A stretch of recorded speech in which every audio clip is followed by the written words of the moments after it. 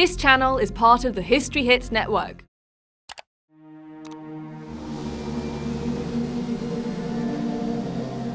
This flat and featureless moorland is the site of the last battle to be fought on British soil. It was here that the Scottish clans made their last desperate charge.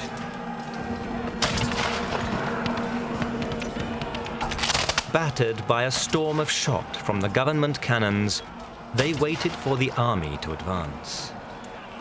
When it finally came, they had to charge across an exposed plain, devoid of cover or shelter, in order to reach the lines of well-drilled regular soldiers waiting to receive them.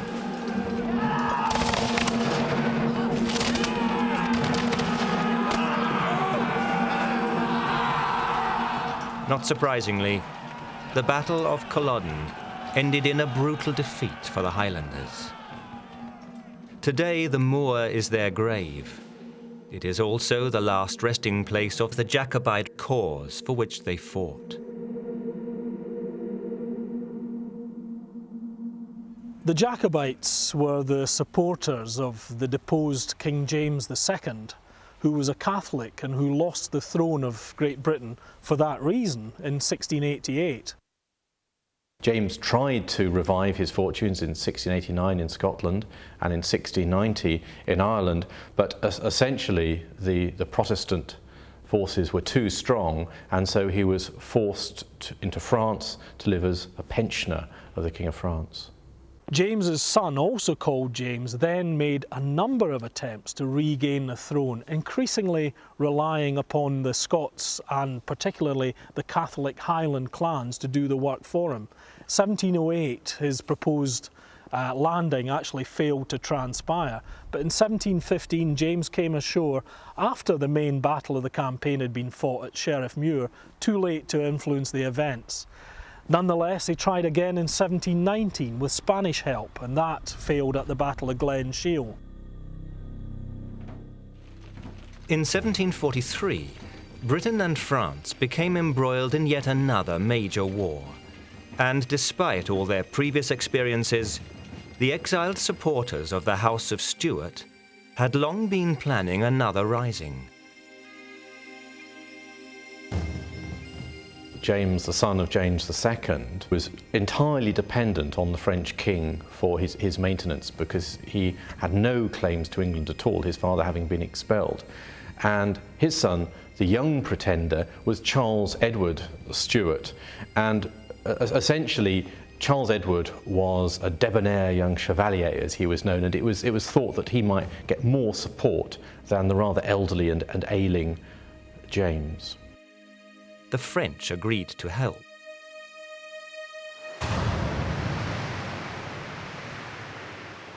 In 1719, James had been thwarted by a terrible storm, which wrecked the Spanish fleet gathered to support the Stuart Rising in 1719. In 1744, when a French fleet is assembled, exactly the same thing happens. The French fleet is wrecked in a huge storm. I think that alone would have been enough to tell anyone that the odds are certainly stacked against you. But probably because Prince Charles is so young, he's only 25, he's still got all the rashness of youth. He thinks it's enough merely to make the attempt, and despite all the evidence to the contrary, he feels that the public will rally to his banner.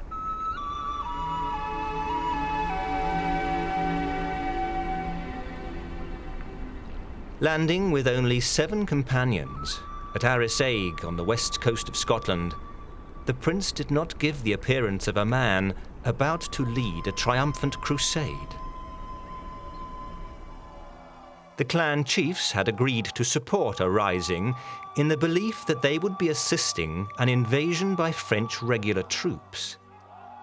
The Jacobites, throughout their exiled monarchy, always required major foreign intervention to enable them to support a successful rising because of the critical military mass needed to defeat what was in effect an 18th century superpower, Great Britain.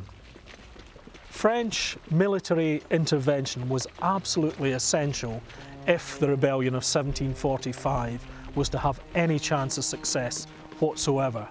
I think the Highland chiefs were aware of that, and Charles Edward Stuart himself probably knew that. History Hit is like Netflix, just for history fans, with exclusive history documentaries covering some of the most famous people and events in history, just for you. Whether you're looking to dive into life and crime in Victorian London, or the forgotten history that deserves to be heard, History Hit has a documentary for you, just a click away. We're committed to bringing history fans award-winning documentaries and podcasts that you can't find anywhere else. Sign up now for a free trial, and Absolute History fans get 50% off their first 3 months. Just be sure to use the code AbsoluteHistory at checkout. Here at Glenfinnan, on the 19th of August 1745, his standard was raised more in hope than expectation. At first it seemed that none would come, but eventually the sound of the pipes floated down the glen.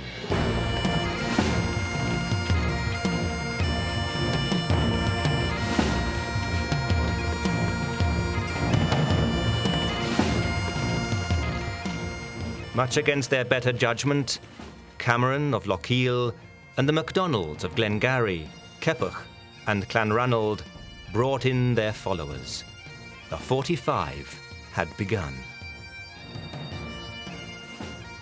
Once raised, the small army marched first to Perth.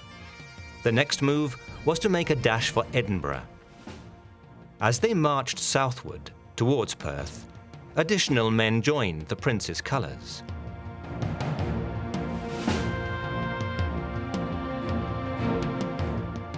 The Prince had appointed Lord George Murray and the Duke of Perth as his Lieutenant Generals and James Johnson as his aide-de-camp. The organisation of the Highland Army was intended to be into regiments, about 500 men each, and essentially these were linked to clans. So you had a clan regiment because then you had all the coherence of people who were relatives and wanted to fight well for one another. And so in those terms it was coherent, but in terms of an army of the mid-18th century, it was rather old-fashioned and ramshackle. This was at best a rebel army. It didn't have the drill and the discipline of a regular army, and where it really fell down were in matters of supply and logistics.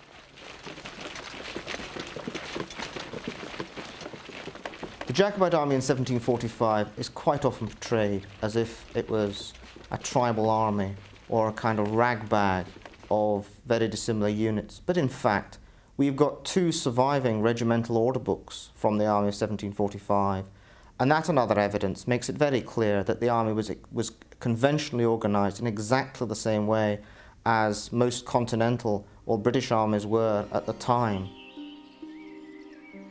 At first, the Jacobites could muster only some 1,200 men, but their support in Scotland was growing.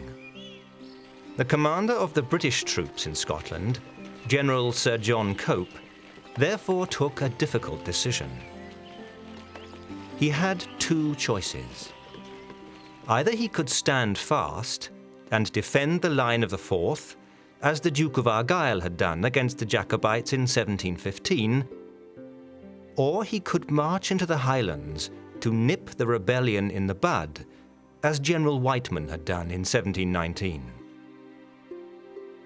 The first option was out of the question. It meant abandoning most of Scotland to the Jacobites, and the rising might then take months to suppress. Cope therefore marched northwards, hoping to enlist the support of the Protestant Highland clans who were sympathetic to the government. The 45 Rising has some elements of a Catholic-Protestant conflict, but those are really the elements that were dreamt up as propaganda by the government. About 70% of the Jacobite army were Episcopalian Scots, and they were fighting against people on the other side who were, to all intents and purposes, their co-religionists, Anglican soldiers in King George's army. And the relatively small number of Catholics who supported the Jacobites were magnified out of all proportion by propaganda. To the dismay of Sir John, he found none of the pro-government clans were willing to support him. So, with the Jacobites rapidly gaining strength, Cope was forced to turn aside rather than risk a battle. He therefore made for Aberdeen. With Cope out of the way, the road to the south now lay open, and the Jacobites raced southwards for Edinburgh, the capital of Scotland. The citizens of Edinburgh opposed the Jacobites, but they were unwilling to fight, and the city was taken by surprise and captured on the 17th of September, 1745, probably with the connivance of the city authorities.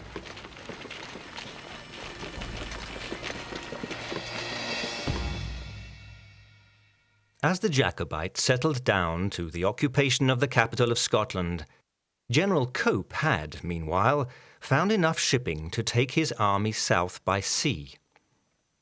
He had hoped to retake Edinburgh, but instead, his troops were surprised and routed on these fields by the Highland Army at the Battle of Prestonpans, early on the morning of the 21st of September, 1745.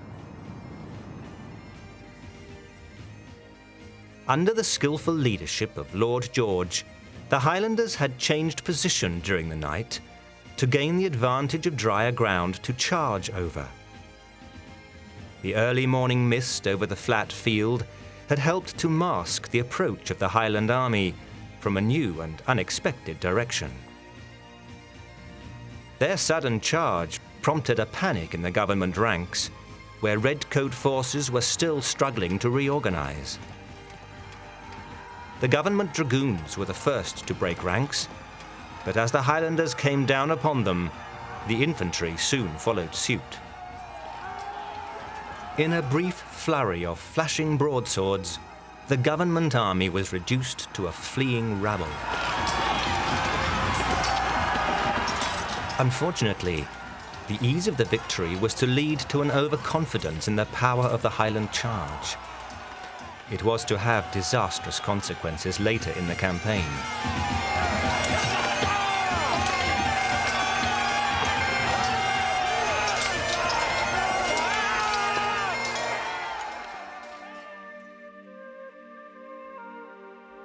Despite the fact that Charles Edward had claimed the throne of Scotland and actually had his father proclaimed as James VIII of Scotland, he decided that his real mission lay in winning the throne of England. Still unsupported by French troops, Charles Edward Stuart viewed his Highland Army as the only option for regaining that throne too.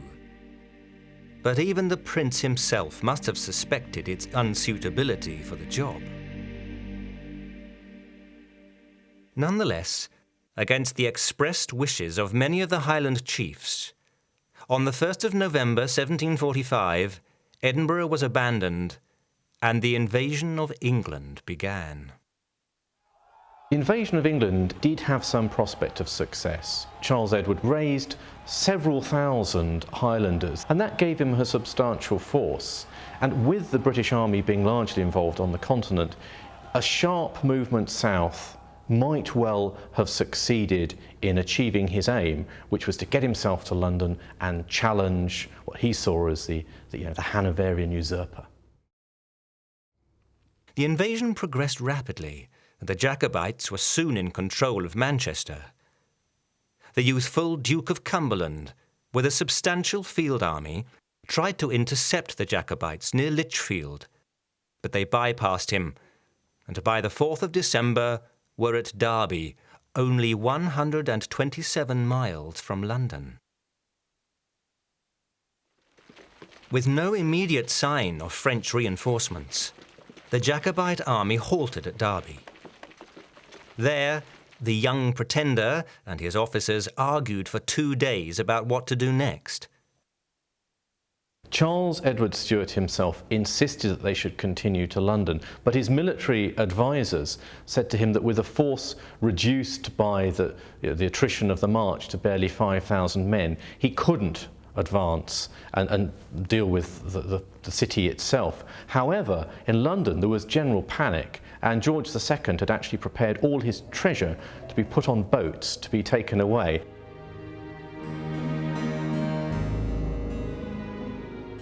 In the end, Charles had to accept the decision of the Highland chiefs, but he ever more considered himself betrayed by the Highlanders and increasingly relied upon his Irish Quartermaster General, John William O'Sullivan, in preference to the Highland chiefs represented by Lord George Murray. The decision to turn back at Derby made absolute sense. With not one but two government armies closing in on them and far away from their base of popular support, if the Jacobites had lost a battle near Coventry, it would have been a disaster for them. They had to leave England as quickly as they possibly could. And there was never any real doubt about that in the minds of people like Lord George Murray. They had only agreed to march into England on the expressed understanding that they were going to be backed by a large body of French regular troops. When that didn't happen, there was no question that they had to turn round and get out of England as quickly as they possibly could. On the 6th of December, the army turned around and began retreating northwards. It's one of the most wonderful what-if questions in history whether the Jacobite army should have turned back at Derby. If the Jacobites had advanced, they would have beaten Cumberland to London.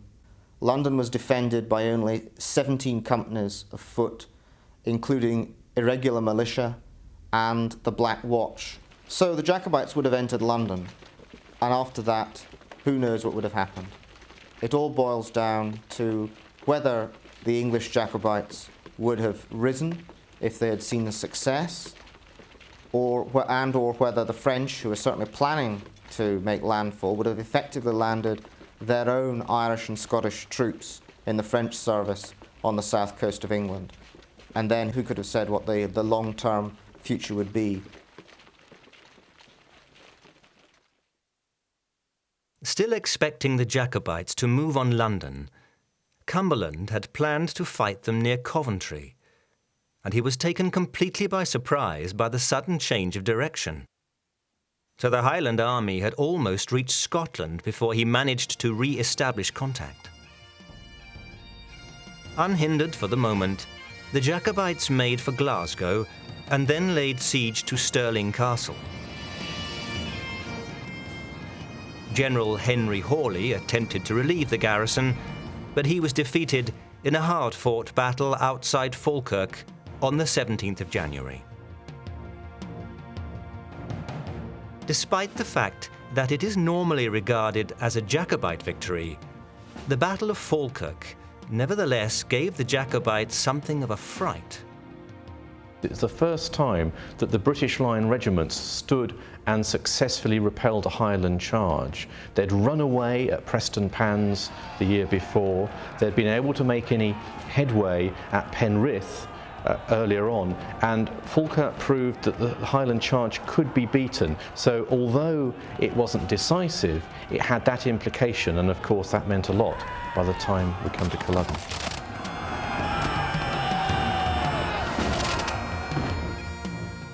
By now, a small contingent of French regulars had finally arrived in Scotland to assist the Jacobites, and it was this detachment which saw off the government troops and thus won the battle for Charles. Unfortunately, the French troops who helped secure the victory at Falkirk were the only French regulars to be sent to assist the 45. The French invasion had again been called off, and the Duke of Cumberland hurried north again to take over Hawley's defeated army. Falkirk, strategically, was a disaster, because what happened is that the government forces were handed over to the command of the Duke of Cumberland, the second son of George II, and for him this was a personal campaign. He was on a crusade to eliminate the seeds of the Jacobite virus, as he felt it to be, once and for all. All of the predictions that the rising was bound to fail without French help were now coming true. After Falkirk, the Jacobites had two choices. They could either advance into the central lowlands, try to reoccupy Edinburgh, and recruit in Scotland, or they could retreat. the decision to retreat was taken in a panic when an exaggerated report of the number of deserters reached the Jacobite High Command. After they began to retreat, it was clear that only a quarter as many people were deserting as had actually been reported. But by that time, it was too late to go back.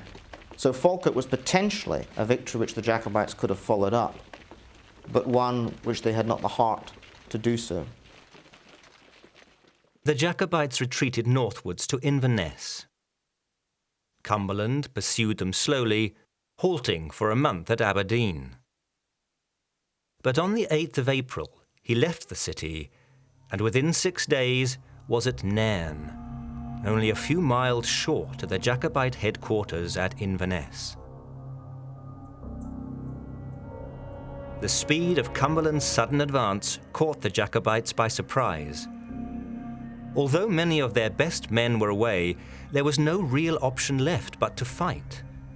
So on the morning of the 14th of April, 1746, they marched out from Inverness, prepared to take up their battle positions on Culloden Moor.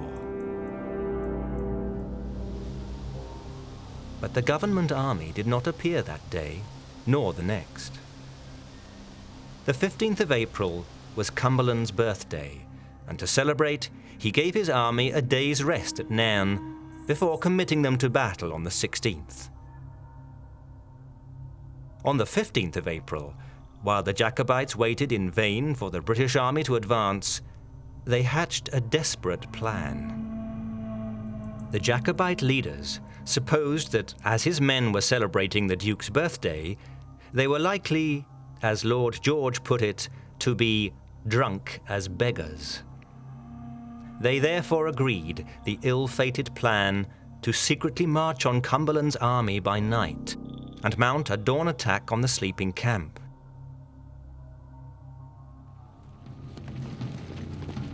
This was to result in the infamous all-night march which preceded the Battle of Culloden.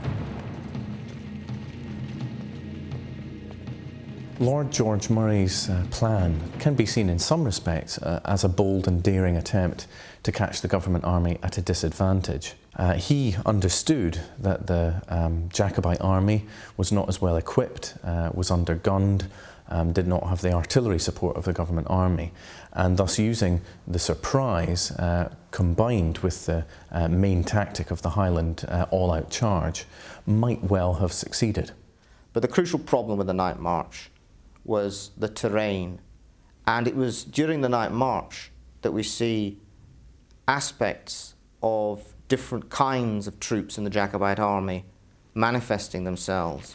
For example, the true Highland troops had to be called back several times because they were moving so fast, they were detaching themselves from the rest of the army, and if they'd been allowed to go on, they would have reached the camp. Whereas the French regulars, who were such an important part potentially of the army in battle, found marching over moorland at night virtually impossible, and they slowed up the whole attack. By first light, they were still 2 miles short of their objective, and it was clear that the British army would be ready and waiting for them in broad daylight.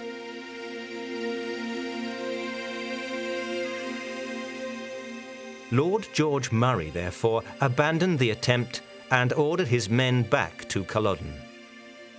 The Prince was furious, but there was nothing to be done. After a night spent blundering around in the darkness, all that had been achieved was to exhaust his men on the eve of their greatest trial.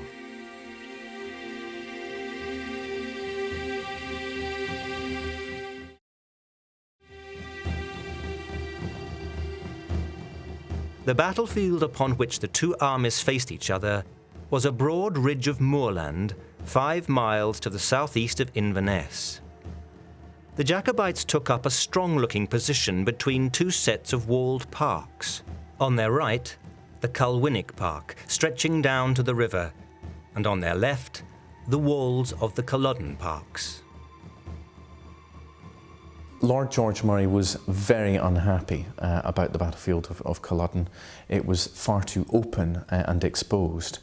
He knew that he needed to, at least to some extent, surprise the government army and certainly find some way of neutralising its advantage in artillery and cavalry.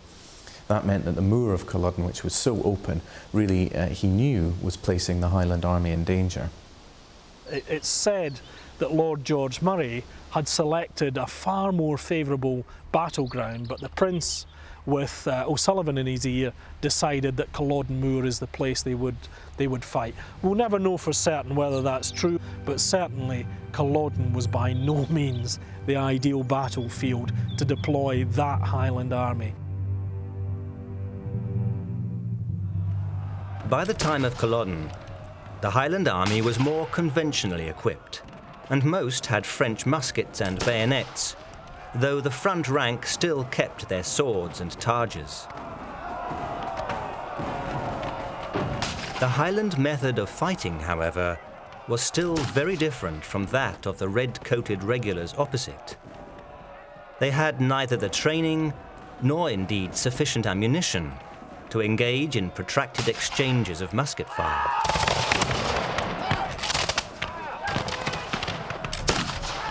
Instead, led by the swordsmen in the front ranks, they came down to within musket shot, fired a single volley, and then ran in with sword and targe, hoping to induce panic in the enemy ranks. This was the famous Highland Charge. It was actually, in a very much smaller scale, a similar tactic to Hitler's ground war blitzkrieg, that you move forward in a very narrow front with maximum force, punch a hole, and then widen the hole as your troops poured through.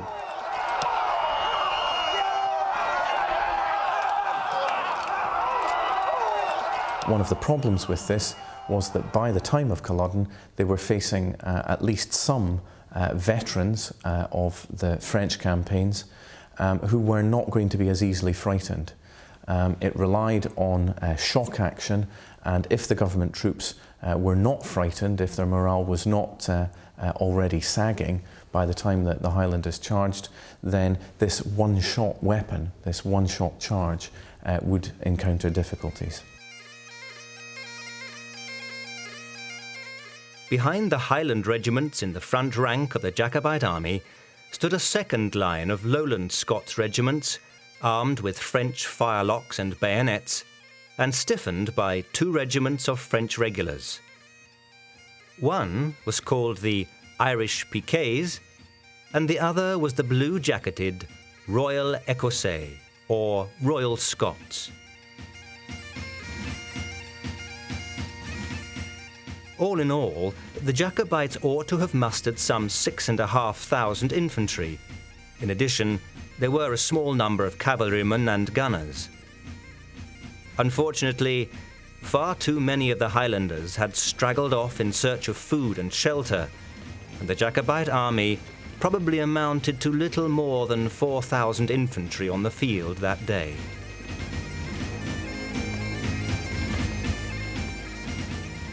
In front of the Jacobite line were placed 11 3-pounder cannon, and it was these guns which would signal the commencement of the battle.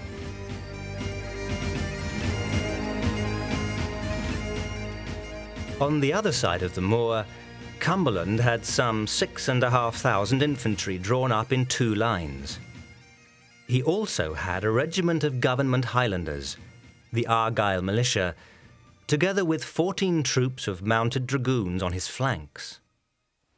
One of the great myths about Culloden is it has come to be portrayed as a war between Scotland and England. It never was that. In the best sense, it probably represented a civil war. And the Romantics probably hate to hear it, but there were a very substantial number of Scots on the side of the government, and they played a very significant role in the victory at Culloden.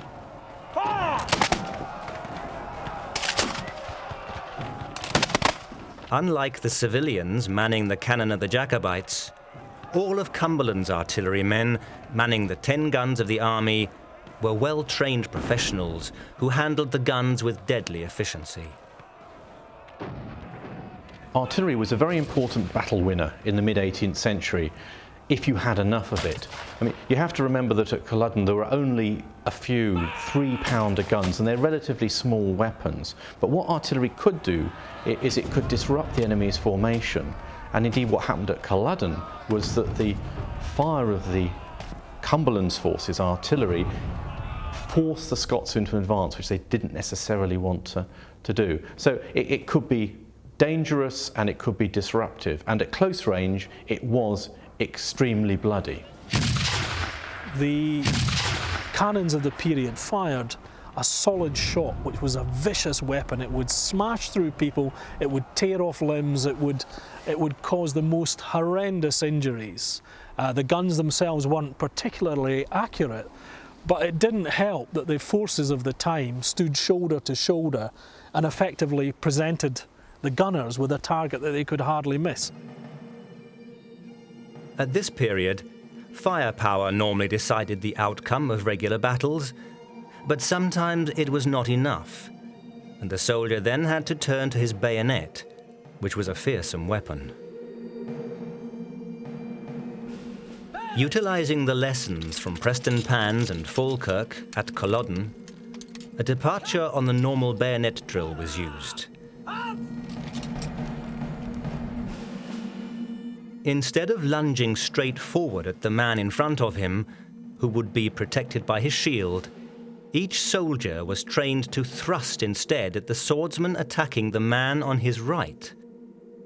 By doing this, he would have a clean thrust at the unprotected right-hand side of the Highlander. It's unclear as to how the new government bayonet drill actually worked out.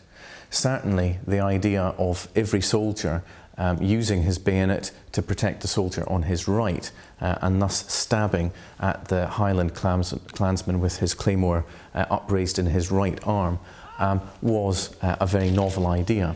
Perhaps what's more important is its morale effect on the government soldiers, that here was a drill which they believed would give them the edge against the Highlanders. A great deal has often been made of the Cumberland bayonet drill. There is in fact precious little evidence that it worked.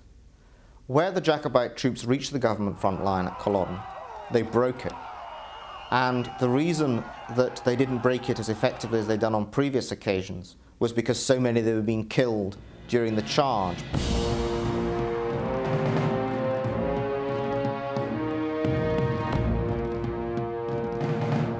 Sometime around midday, one of Cumberland's staff officers, Lord Berry, rode forward to count the Jacobite guns and was fired on by 2 of them. The government artillery fired back, and the battle was begun.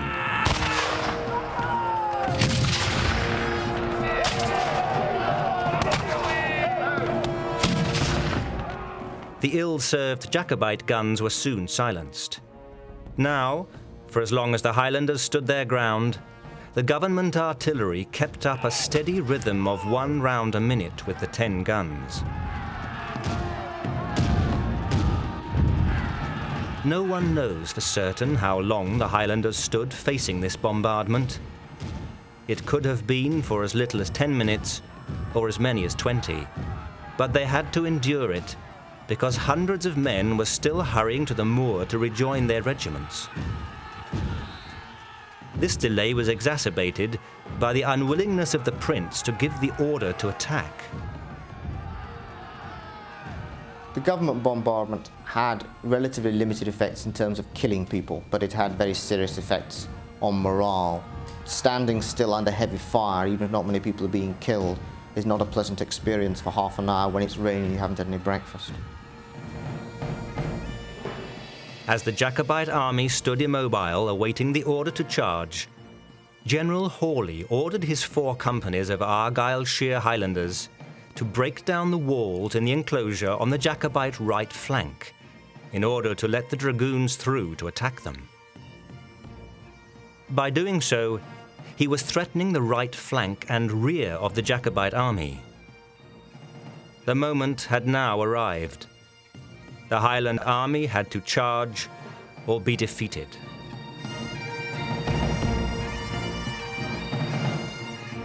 A brief respite was gained for the Jacobites when Lord Lewis Gordon's 2 Lowland battalions from Aberdeen swung around to face the approaching dragoons. Faced with this threat, the order was given at last for a general assault on Cumberland's position while there was still time.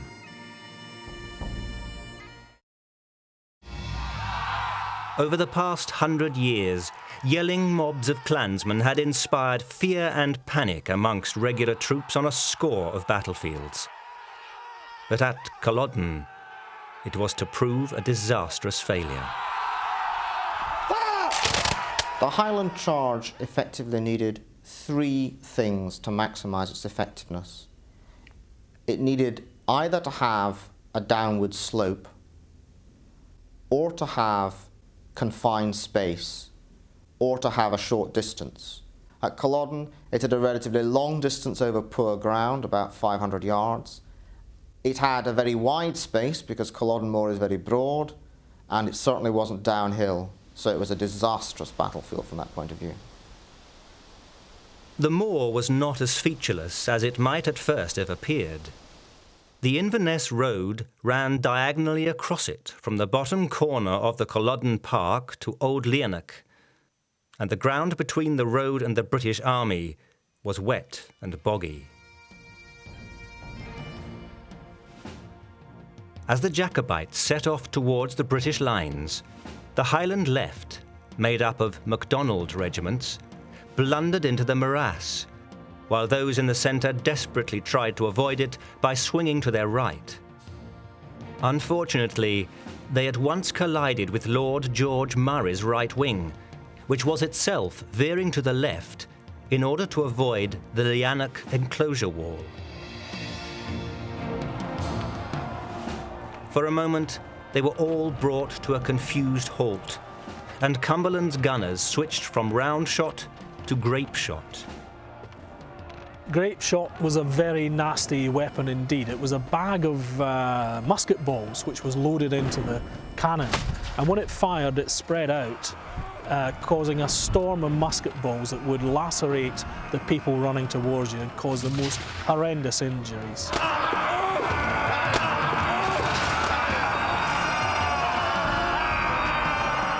After this pause, the Camerons and the Macintoshes led the Jacobites on again, so that the whole weight of the attack fell upon just 1 battalion, Burrells 4th of Foot, now the King's own Royal Border Regiment. It was only on the Highlanders' right wing that they actually managed to contact some of the government forces, and when they did, the effect was devastating. The members of the regiment that absorbed the impact had to cope with the large claymores of the Highland troops and their targes, which could be used to protect the Highlanders. The men of Burrells Battalion fought back savagely, but were overwhelmed by sheer weight of numbers, losing one of their colours and nearly a third of their strength in killed and wounded. However, 2 regiments from the government second line were ordered by a watchful Cumberland to march up to attack the Jacobite flank, while 2 more, including Sempill's Scots borderers, engaged them from the front. There were now ranged around them some 1,700 well-drilled soldiers who proceeded to fire 5 or 6 volleys into the column at point-blank range. In the space of just 2 terrible minutes, 800 clansmen were killed or wounded, and the macabre outline of that massive column can still be traced today in the great slew of graves stretching southwards from the Well of the Dead on Culloden Moor.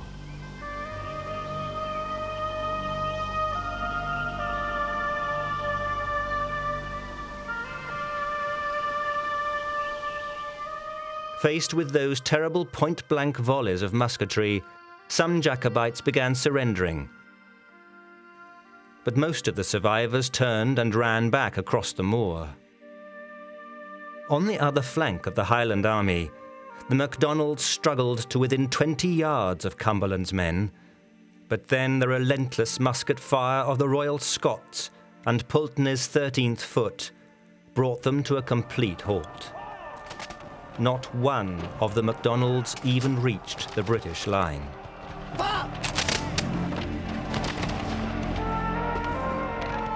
The Highland regiments in the Jacobite army had been routed, but the Battle of Culloden was still far from over.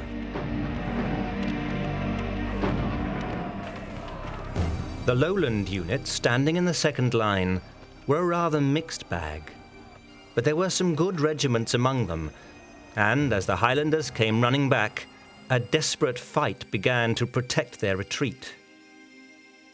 General Hawley's dragoons and the Highlanders of the Argyll militia were pushing into the Jacobite rear, threatening to encircle them. But James Moor of Stonywood's Aberdeen Regiment played a major role in keeping the government cavalry at bay.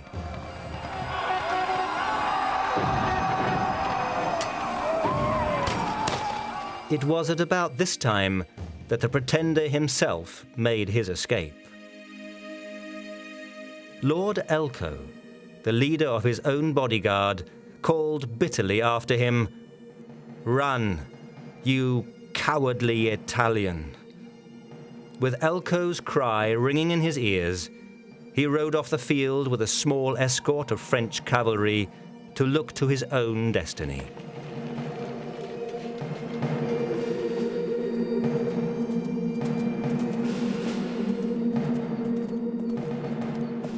Even with the Prince gone and the Highland regiment scattered, the remnants of the last Jacobite army continued its final death struggle, and in one of history's sad little ironies, the Scots soldiers of the French Royal Écossais in the Jacobite ranks exchanged fire for a time with the British Royal Scots of the Government Army.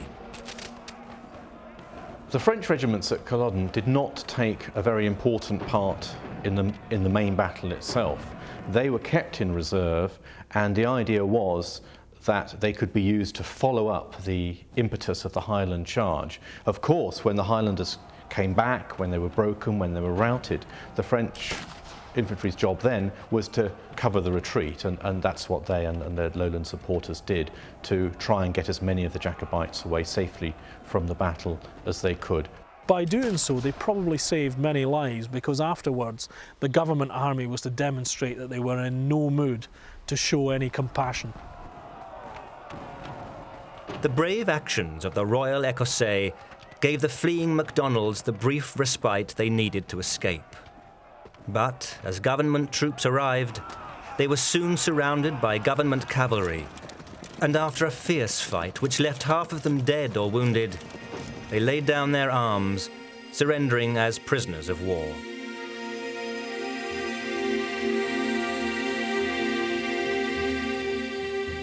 Once the Royal Écossais had surrendered, there was nothing left to restrain the dragoons, and they mercilessly rode down the Jacobite fugitives. An indiscriminate slaughter of the fighting men and women and children who followed in the wake of the army began, and continued all the way into Inverness.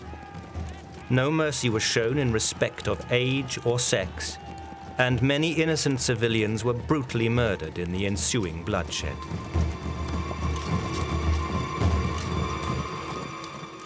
Back on the field, the battle was now over, and Cumberland marched his infantry forward across the moor to stand on the ground formerly occupied by the Jacobites.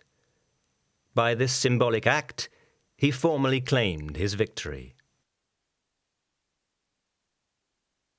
After the battle, the prince rather ungraciously told his followers to fend for themselves, while he himself tried to escape back into exile into France.